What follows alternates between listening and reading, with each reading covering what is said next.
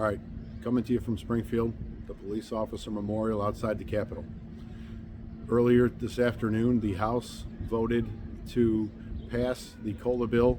It was a 94-8 vote, where it then went to the House for concurrence, or the Senate, I'm sorry, and the Senate voted 47-0, unanimous vote to pass the bill and send it to the governor for his signature, once and for all, eliminating the birth date year restriction. There are some people who deserve major credit for this. The two most responsible are PAC Director Mike Cosentino and lobbyist Dave Sullivan.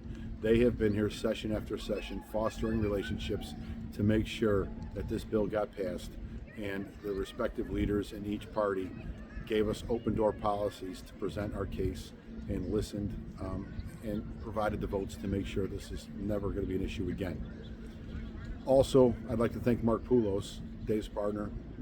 He's not our lobbyist necessarily, but Mark's presence absolutely made a difference in opening doors and getting people's attention over the last several sessions to get us to where we are today. The politicians specifically, our membership, we asked you if we'd have your trust to supersize what we were doing politically and get on par with a lot of the other unions in this state, and you trusted us to get this done. So thank you for that. Where we're at today is leaps and bounds above where this lodge has ever been.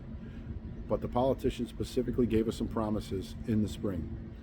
I'd like to start with Mayor Johnson, again, dropping opposition to this COLA that Lightfoot just would have nothing to do with, and the city slipped in and, after some back and forth negotiations, supported this legislation and said the COLA was the right thing to do. Let's get that over and done with. When it comes to the Springfield politicians, a huge thank you to Speaker Welch. He pledged that this would get done in the veto session.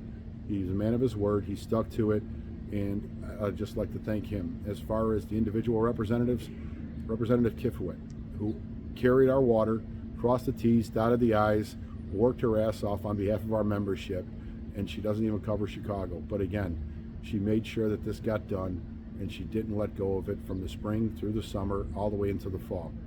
I'd like to thank Representative Justin Slaughter, who actually presented the bill on the House floor, became the chief sponsor. Again, days of yesterday and the past, we're looking forward to build a relationship and trying to get things accomplished, not only on the behalf of our membership, but the state of Illinois, and more importantly, the city of Chicago. Representative Brad Stevens on the other side of the aisle and Leader McCombie, they also pledged support and provided the votes that they said they would to make sure the men and women of the Chicago Police Department finally had parity with Local 2, who I will point out, they only got 2 Republican votes when their bill passed several years ago. So again, we had a much more broader attack, and it kind of showed in the vote totals. Then you go over to the Senate. And in the Senate, I'd like to thank, obviously, President Harmon was a staunch supporter of this bill for a long time, said get it out of the House to the Senate, and we'll make sure it gets passed. Man of his word, made sure that happened. On the minority side, Leader John Kern, he absolutely said the same thing. It's the right thing to do. We support law enforcement. You will have Republican votes. We got every single Republican vote in the Senate chamber today. That's historic. And lastly, Senator Bob Martwick. We've certainly had our back and forths. Again, water under the bridge. He said he'd carry the bill. He said he'd make sure he got it done. He got it done. He presented the bill in the Senate today, and he did a phenomenal job, so I'd like to thank Senator Martwick. Onward we go. This is your Friday update this week. There will be none tomorrow because I'm exhausted.